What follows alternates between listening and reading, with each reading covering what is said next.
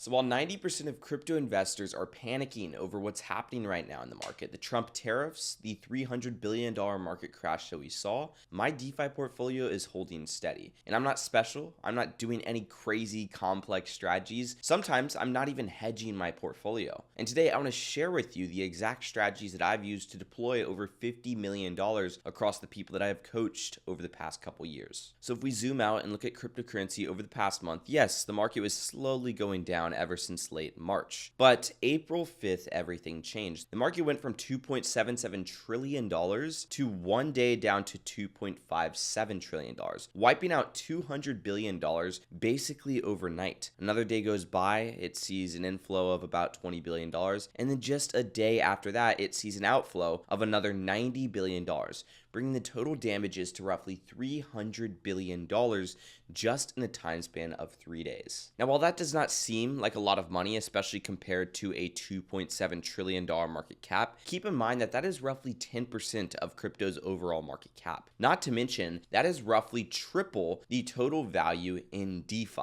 So that being said, the fact that we can see daily fluctuations in cryptocurrency that are equivalent to the overall market cap of DeFi, it's absolutely astonishing, and that just goes to show that there are not enough DeFi investors yet, and there is not enough liquidity in decentralized finance, which means that we can still capture on the high returns that decentralized finance provides because of the immense trading volume that we're seeing in crypto. There's obviously interest, and of course, the lack of liquidity there is in DeFi. Now, the NASDAQ is down 14% year to date, and the crypto market is very much well correlated to it because these are broader economic policies that affect the stock market, and they start to affect the secondary markets as well. If we look at the past 1 month alone, the NASDAQ has seen a 5% crash. The S&P 500, otherwise known as SPY, is down 9% year to date.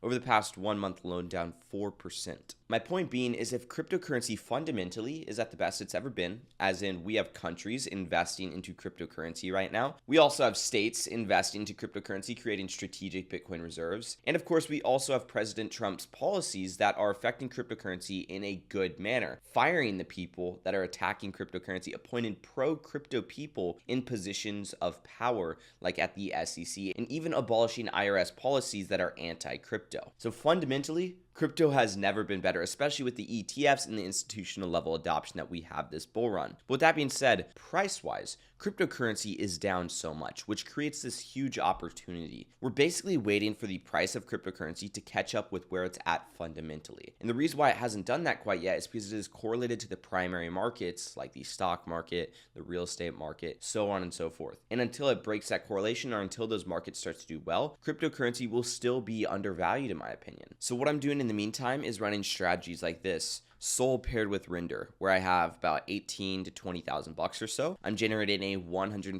APR, and I'm beating hodling in the market. I'm consistently accumulating more assets. And one thing that you're noticing if you're in liquidity pools is altcoins have started to pick up, and Ethereum's going up slower than altcoins. If we look at some of these assets over here, Solana's up 8.2% on the day, Ethereum's up 3.1% on the day, but if we go down a little bit further, Link is up 6.3%, Sui's up 7.5%, Hyperliquid's up 13%. Ondo is up 11.2%. Tau is up 9.7%. Aave is up 4.3%. Render is up 12.7%. Essentially, all these altcoins are outperforming what Ethereum and Solana and even Bitcoin are doing. And the reason why is because we are starting to see some hope for altcoins. We're starting to see that alt season come into play, which means with your liquidity pools, a lot of you are probably losing out compared to hodling in the market, right? That means you need to adjust your strategy to broader ranges. Now that volatility is kicking in, we are no longer seeing consolidation, perfect correlation between assets.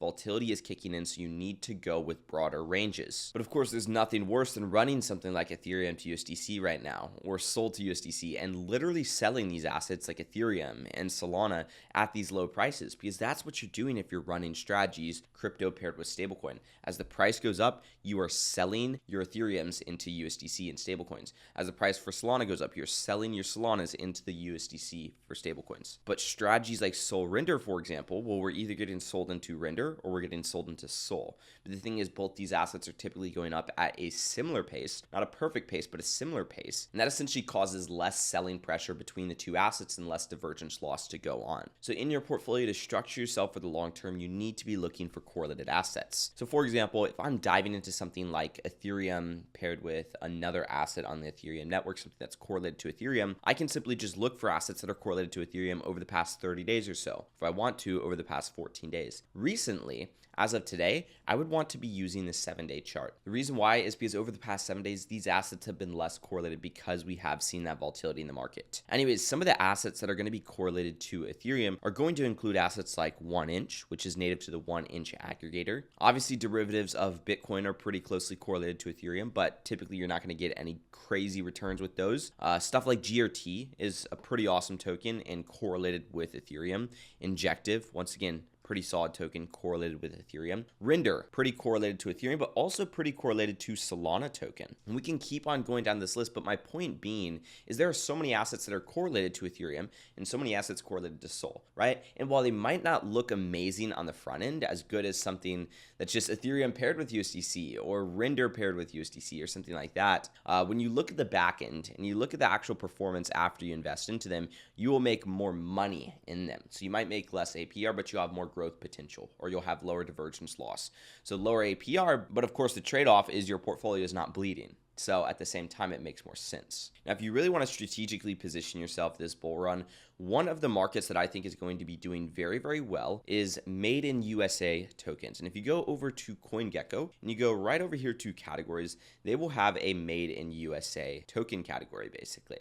And essentially this will show you all the assets that have been made in USA basically. And the reason why we're expecting these ones to do well this market is because we are expecting pro-crypto policies, whether it's lower capital gains taxes or whether it's something that just incentivizes people to build in the United States when it comes to cryptocurrency. That's what we're expecting for these made in USA tokens. XRP, Solana, ADA, Link, AVAX, SUI, these were all founded and headquartered in the United States, which means if there are pro-crypto policies towards these companies, well, more companies are going to want to build cryptocurrency assets in the United States. But not only that, the ones that are already existing at the top of this category are going to do very, very well. Guys, if you're looking for some support scaling your DeFi portfolio, as in you've already deployed your capital, you're just looking to get good results, I have a company called BuildrWealth where we've worked with over 200 plus people. We've cumulatively helped deploy over $50 million over the past 2 years in DeFi liquidity pools. We have a very simple 6-phase process. And if you guys want to learn more about that process and then hop on the phone with my team, simply go to the link right below this video. There's a quick little 90-second form that you can fill out. Just make sure that you're a good fit for us. So that way, when we get on the phone, we can make sure that we're a good fit for you. Anyways, I hope you guys enjoyed today's analysis on market conditions. If you did, drop a like, subscribe, notifications turned on, and I will see you guys next video. Peace out.